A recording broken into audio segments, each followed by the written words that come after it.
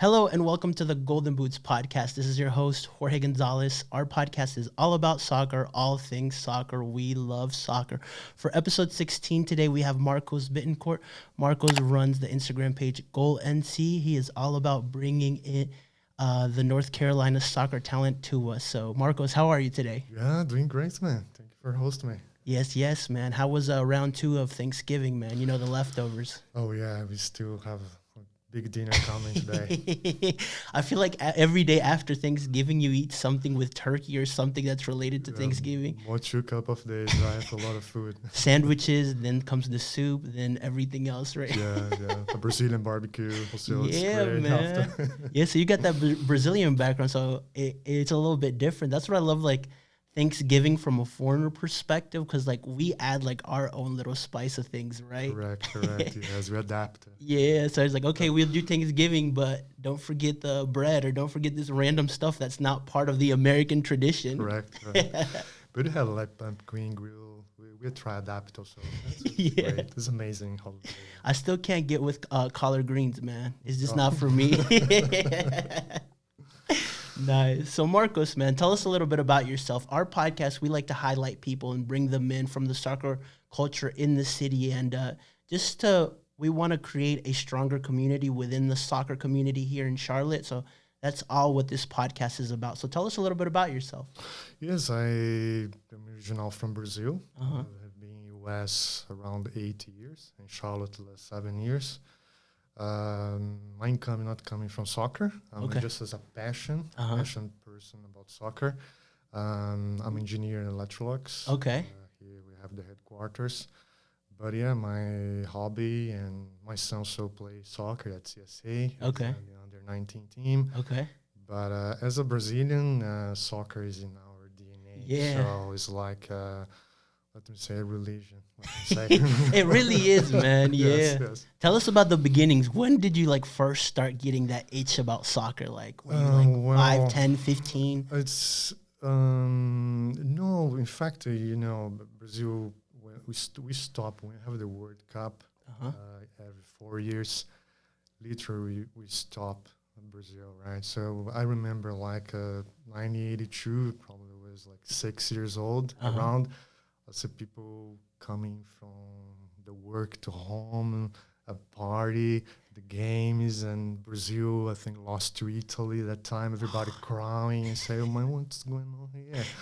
So You're just a 6-year-old, like, why is everybody crying right now? Yeah, something like that. So then 1 year later, my team that I support, Grêmio, he's from south of Brazil, so won the FIFA World Cup club. Okay, nice. And that from that moment, man, the soccer started as a passion. It became a religion to you, kind of, too, then. Huh? Yes, you're right.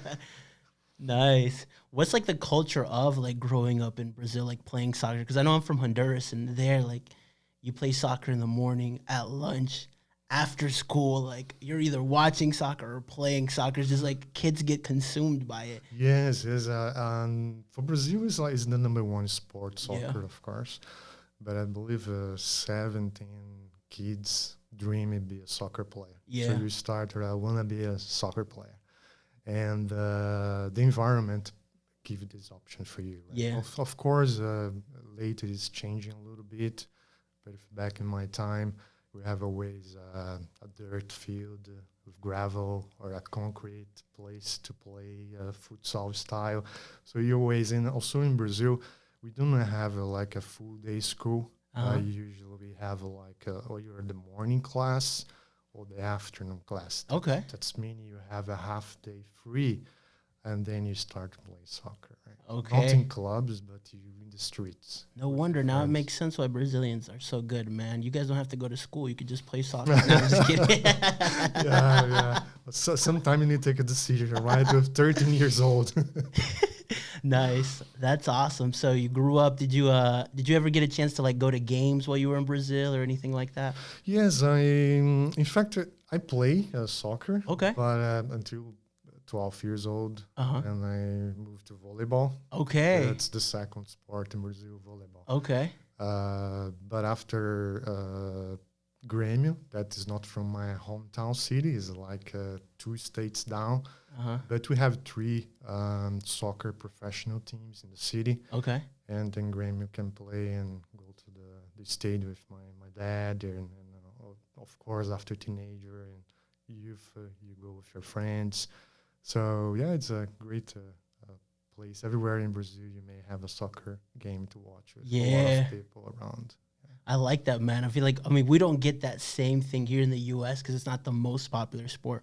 But with Charlotte getting a soccer team here now, I feel like that's something that's like, It'd be amazing. yeah, it's beginning to grow. So I like that. Like we kind of are at the beginning. So I can say I've been a fan forever of Charlotte FC because it just existed. Yeah, it's number one fan.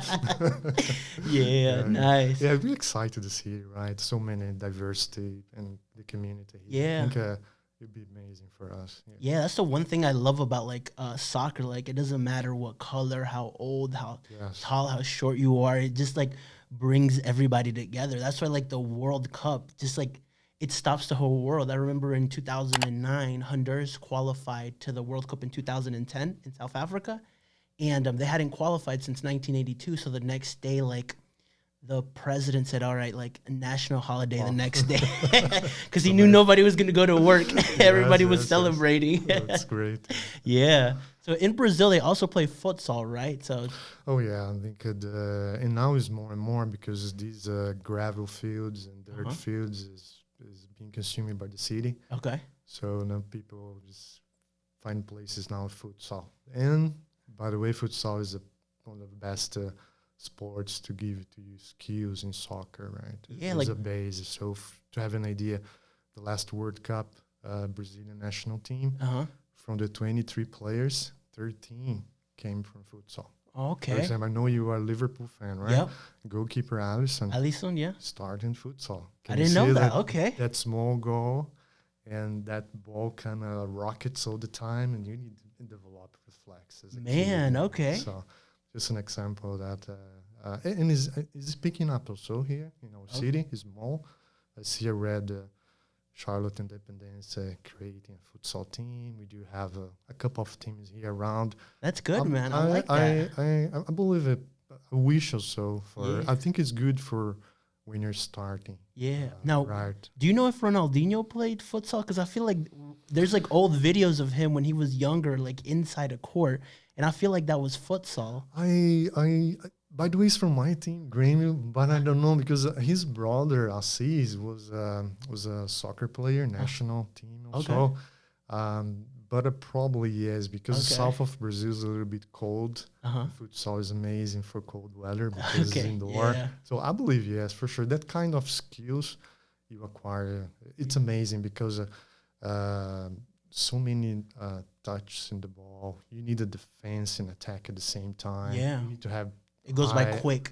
Yeah, quick, fast pace. I feel like it's kind of like the NBA, but for soccer, right? Because it's small and you're going back and forth. Yeah. Like, what kind of skills do you think you pick up? Like you said, Alisson was just like, he had to be more aware inside of a goal if you're going to play futsal, right? But what else is like the technical ability, something that's important in it as well? In my opinion, for a soccer player in the field, the touch and the pass is the most important, right? Then came your decision make, and I think futsal blend these two things. Okay, right? Because you have a few players, but the space is so tight and small. You need to think fast, and also you have only 4 players in the line and 1 in the goal. So it's mean you need to be quick thinking, quick pass. So first touch. If you develop these skills, when you move to the soccer fields, or 12 or 13, you have already built the basics. And I see not in the high level soccer, but I see like the second level in our city, Charlotte, like the elite teams or classic. You see a mix of boys that really has the first touch, but a lot of them not. So then, you feel like they have a more competitive advantage than the other ones, right? Yes, correct. So if you have everybody with these basics, then I believe we start creating a high competition level. Okay. But this is our culture, our background, and I think this is man. And in fact, the first futsal game, I think we start in Brazil. Okay. They invade the basketball court and say, let's play soccer here. There's only space available. And then how it was created futsal. in Really? Brazil. Okay. Yes. Look at that, man. It was just people being like, I feel like everything that has to do with somewhat with soccer, like Brazilians are good at. Like even what's the sport where you play in the sand and you play soccer in the sand? Is it called something else? Is it still futsal? You mean like have you seen like FIBA? with the net? Yes. Okay, like we call like we have the beach soccer, Yeah. normal, but that one I forgot the name. But Yeah, me too. you have like two players. It's team. Okay, Yeah, you kick it over touch the net. ball. Yeah. Yeah, you need to have skills a lot. Yeah, a lot of those. Even I feel like those things are a little bit even more difficult than just regular soccer because like the technical abilities. Yeah. But you're right about futsal. I can see where like players when you get to 13, 15, 17, like you have to make like the important things in soccer are learning the basics, right? Correct. Then after you've learned the basics, everybody's the same at like 16, 17. Like, okay, you've got a skill set and maybe your endurance is better than others. Those are the small things. But after that comes the mentality, right? Correct. Like, okay, like how much are you willing to win? How hard are you willing to go? Like making quick decisions, right? Like that's important. That's like the stuff that soccer players that play at the highest level talk about. Correct, and you need to develop these in the early stages. Yeah. Right? You cannot teach this when you're 17, Yeah. 18 years too late. Right? Yeah. So you need to develop this the start, right? Yeah, which I love because like when you listen to interviews from Cristiano Ronaldo or like great players, like you notice, like I don't just notice what they say, I notice the mindset. Yeah, focus and Yeah, I'm like, okay, it makes sense why these guys are so great. Like they have that, like there's tons of people that have ability, but just as important as ability is the mindset, right? Correct. It's hard work, right? Yeah. You see, like for the national team in Brazil, for example, of course, if you take them, you see that they have a difficult in family, or that they take the opportunity in soccer. Yeah. And they embrace Yeah. with full passion and things. So something happened, and sometimes kids, children, they have everything, easy life. So It's totally different perspectives. So yeah, they need a very different mindset to overcome these, right? Yeah, I think I listened to Richarlison, who plays for Everton now. Like he was talking a lot about that. Like, okay, like he grew up, he almost gave up because he just didn't have an opportunity. He was gonna go work like at a field with his dad, but like he kept persisting, and boom, I can't remember the team he played in Brazil, but then he got his shot, and now he's playing at Everton. He's one of their key players, and he's part of the Brazilian national team. But like right, like it's kind of do or die. Like here, okay, you don't play soccer, okay, you can go have a job, right? Like you can work in something. Yeah. There, it's like, okay, like if we don't make it, my family will always be like this. Yes, it's a big opportunity for them. Right? Yeah, a life opportunity. It is, and it completely changes things. That's why I love kind of like that success story. Yeah, you know. Yeah, we have several cases in Brazil, right? We have remember Cafu? Yeah, the world champion, one of the best defenders of all time, man. So he joined the youth team successfully, 18 years old. Before he was kicked out for several teams. Okay. So he never gave up, you know. That's good, man, because I mean, he won a World Cup in 2002 with Brazil, right? That's correct. Nice. Inspiration for a lot of people. Yeah, a lot of, man. That was probably, I would say out of the last 30 years, like if I had to put any team to win a World Cup and then like all the champs from like 90 to 2018, I would take that 2002. Yeah, that squad is amazing. Everybody from the back to the front, right? Correct, I did like the Spain one a lot too. The 2001, everybody, Xavi, Iniesta in their prime. And so, yeah, but like that 2002 Brazil, I was like 9 years old when they won the World Cup. But like I could just remember like bits and pieces of that team. And like the older you get, the more you appreciated the Ronaldo, the Rivaldo, the Ronaldinho, everybody, Cafu, Roberto Carlos. Like, it was a great team. Yeah, I think out of the last 30 years, I'd say like that's probably my favorite World Cup winning team. Yeah, it's amazing. Yeah, nice. Yeah, as I said, in Brazil, we divide the life every 4 years, right? Yeah. Religion, right? Well, of course, this is the successful moments, right? But I Yeah, have bad moments. of Like course. in 90, we was Brazil and Argentina. Yeah. 99, oh my gosh. Maradona, Yeah, the man. Rest in legend. peace. Yeah. Rest in peace, legend, man. He took the ball in the midfield over Diamond guys in Brazil. He was in the middle. Went through, take two guys out, was out of balance, Still got it in. put Canija in front of the goal. So it was a sad moment. I gave up soccer that time, like 3 months. I don't know about soccer anymore. After 3 months, I'm back again.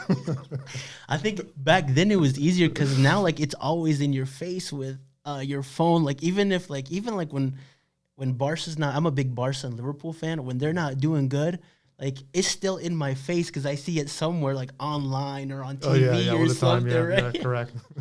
Yeah. So that's cool. So tell us a little bit about Goal NC, man. Like what made you start it? What was the inspiration behind it? And what are you trying to accomplish with it? Yes, I see. As a soccer fan, so if you want to know information about soccer in the city around, it was a little bit hard. You need to follow the several accounts. You need to go on the website to see things, or even if you talk with soccer fans, you talk about. I came to the city first time in 2012. Ready to visit here around, and I know 1 year before was a final between the North Carolina Tar Heels and UNCC. and the Charlotte Yeah. 90s. It was the final for the Division One. They say, "Oh, how about this year?" Oh, they went to the final last year. So, oh, man, soccer in the city, and I started following the soccer. And I see like college soccer here in North Carolina for the women's. Tar Heels is more One of the best teams, 20 yeah. titles. I mean, and I see that sometimes even the clubs, successful players playing out red success. I noticed that people they're playing soccer, but they don't have this information. So they're going to see I try bringing this information. Even the high school, for example, last year, the 3A state champ, Walter Williams School. Okay. Oh, man, I watched the game. It was amazing. It was like a few seconds to finish the game. It was 2-1 for Charlotte Catholic. They tied the game, went to overtime, and they scored Ramiro, for example, Ramiro Vera. Okay. And then people need to praise these players around us, Yeah. So the youth guys. And also futsal, I try bringing is starting the futsal. We have a couple of teams here in the region. January, we have the regionals. All the South Atlantic come to Charlotte to play the regional here.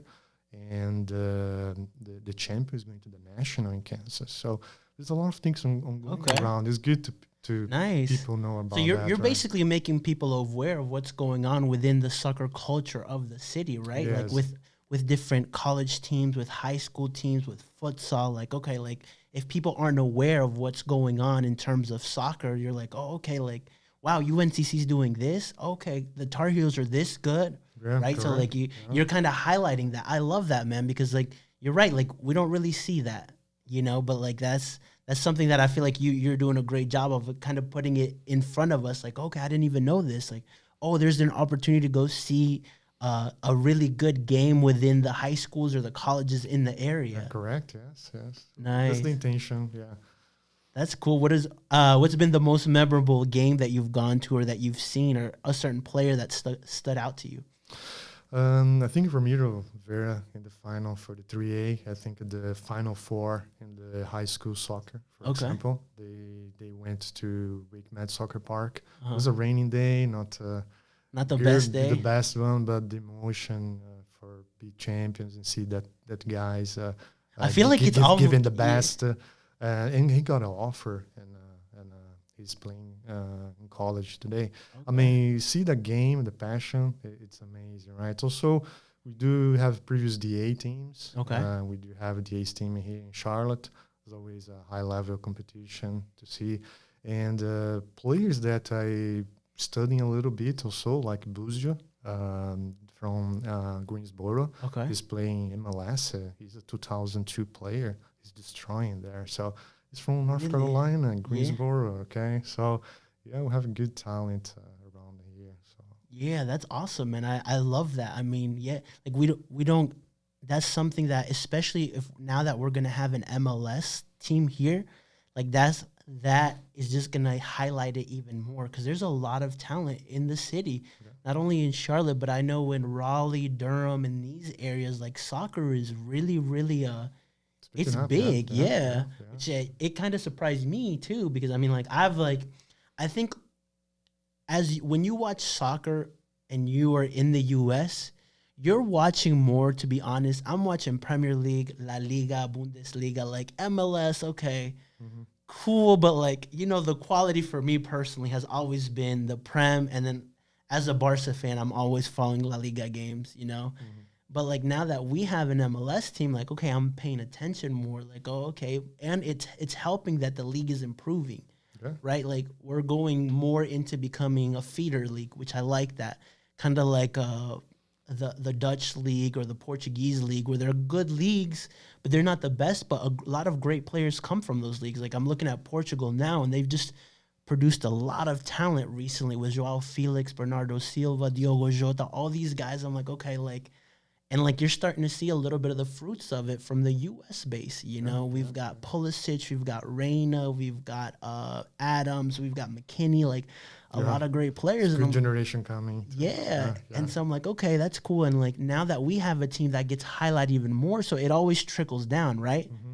Yeah, we need to keep this because sometimes we can generate just one generation Yeah. and be memorable, but we need to keep producing this talent. Right? And I Mm. think this will happen. One thing I don't like, to be Uh-huh. honest, we don't have relegation. Yeah. I personal opinion, of course, right? You Yeah. see MLS, you see USL, you see this NISA. Would like to see if you have like Division 1, 2, 3, 4. You're the last. Goodbye, man. Yeah. Down this year. So, but anyway, I think in the future it'll come. I think like our league is just too young right now, yes, you yes, know? it's starting up in Cap Yeah, we're with probably 30 Atenas. years in now. With Yeah, I think the first MLS tournament was like in 95 or 96. yes, around that, yeah. So like and now like we only have 27, 28 teams, right? Yeah, But around that. the 30, good yeah. thing is like they keep investing and like okay, like David Beckham has Inter Miami now. So okay, Oh, it's like amazing. Yeah. like okay, like people are like, "Oh, David Beckham," right? Yeah, yeah. And then Nashville, who they got their first team this last year, they're actually in the playoffs and they've beat Toronto. They've beaten, so like they're doing a good run, and I'm like, okay, like that's exciting, Yeah, yeah, yeah. right? And also with coming players, right? If playing in Charlotte to see other players, right? From Of other teams, course, right? All yeah. the stars coming to play. Who knows Messi coming to That would be MLS soon, so yeah, to see playing here would be amazing, right? This is right. part, yeah. Maybe Charlotte FC can get both Messi and Ronaldo. That'd be good. Oh man, Panthers, yeah, why not? Right, I would go every weekend just to see those players. Nice. So that's cool. I love that. I mean, just the awareness that our sport is creating. Like we're starting to see a little bit of that, like a foreigner culture in it. Yeah, You correct. know. Yeah. We have so many culture around here, right? And you blend these, it'd be amazing. These games, it'd be fantastic. Nice. Was there a player that always stuck out to you or that you loved watching? Oh yes, Renato Gaúcho. You probably Okay. don't know. He's the Grammy culture today. Okay. For my home the team in Uh-huh. Brazil, but he was the player for the world title in 1983. Okay. FIFA, so was the best player. He was young. Okay. So he's a right wing dribble. So kids go to the fields later, want to do the same. Yeah. So yeah, until today is a high person that I admire a lot. Nice. Yeah. Now, I have a question in terms of like players. So you've seen players in Brazil, obviously, in the way they train and their style of play. And you've also, because of what you do, you notice the style of training and the play when it comes to players in high school and in college in the U.S., right? What are some of those differences that you see there? Yeah, it's a quite another dynamic, right? So Brazil a little bit more. I mean between countries, for example, is more tactical, technical, and here is more speed, force.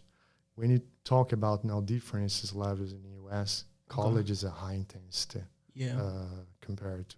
Do you think that's a good thing? Like, I mean, obviously there's a good thing in terms of like being conditioned and having high intense, but no, as I mentioned before, where you see like you have very good players at the high level, but we need to create maybe second or third tier of youth players that play at the same level to have more competition. Yeah, and I see that difference. I think they needed to be more first touch, basic stuffs for the field. I see this.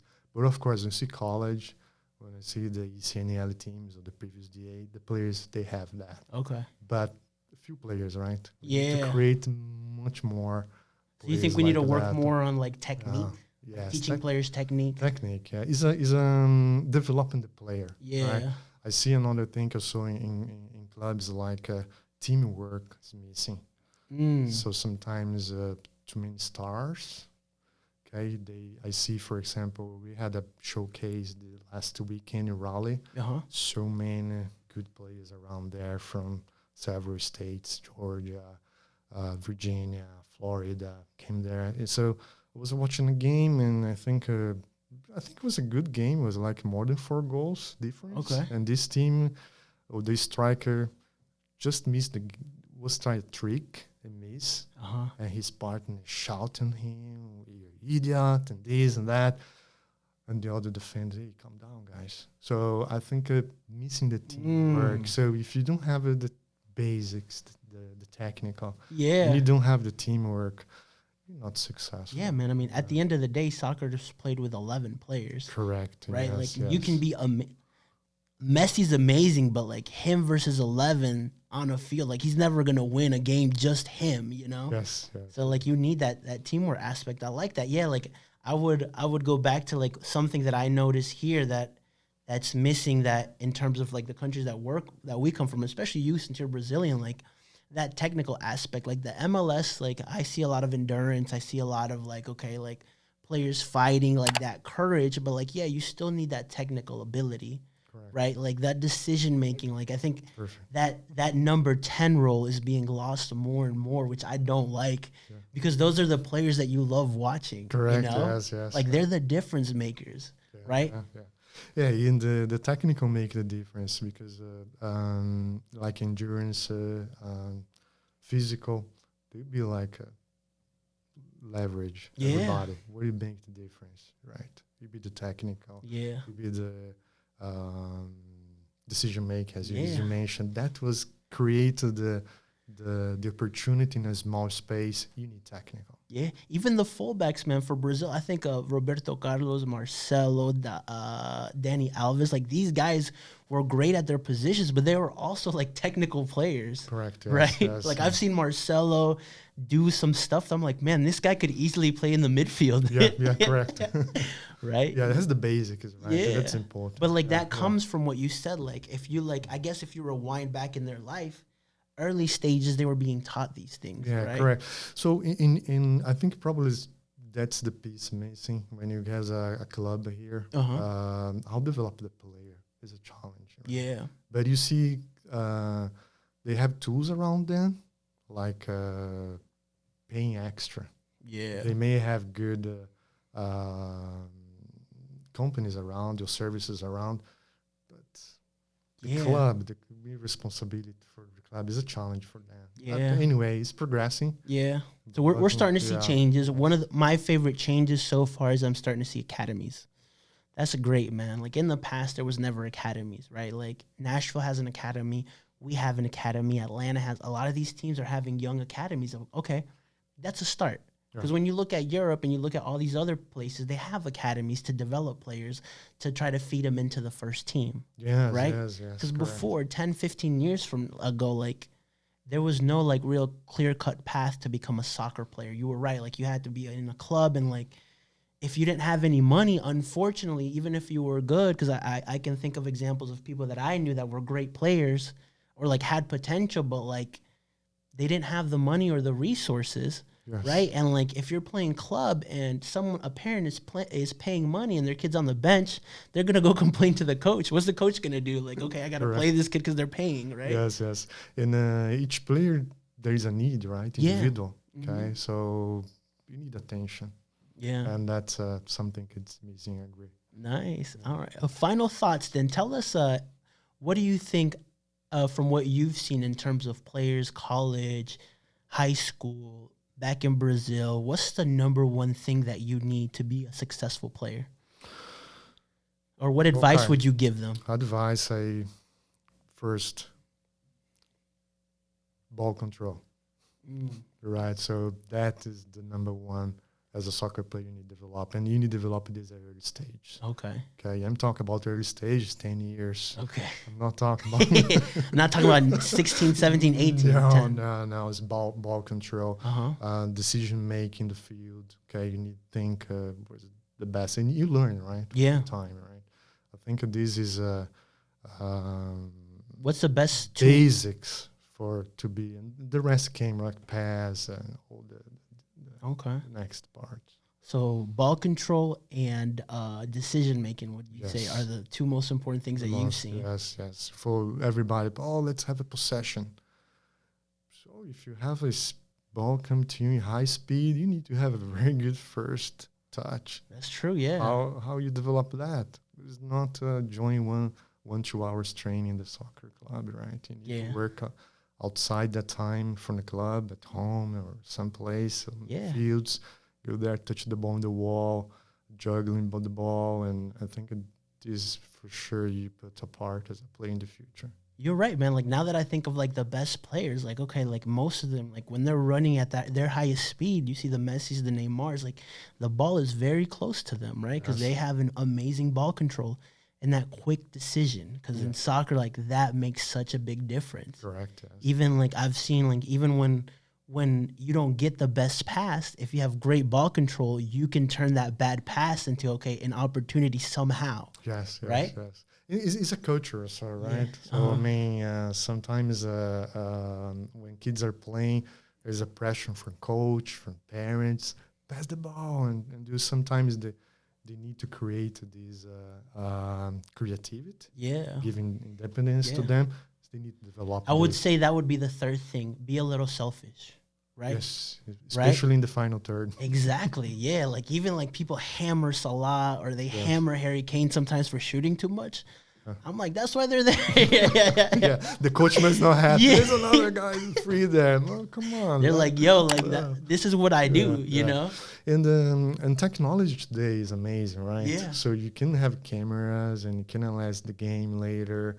I mean, you can learn later, right? Yeah, you see the other guys was free and you try, so you can learn fast, right? Yeah. In my time, no way, you don't have that. 100%. Yeah, you're right. Nice. Everything now is like more like, okay, like how much did you sweat, ball possession, like heat maps. Like they see like you get everything. Yeah. Right? Amazing, Yeah. Technology today. Nice. Well, awesome, Marcos. Thank you so much for joining us today on the Golden Boots podcast. We appreciate you coming on. Well, thank you for hosting me.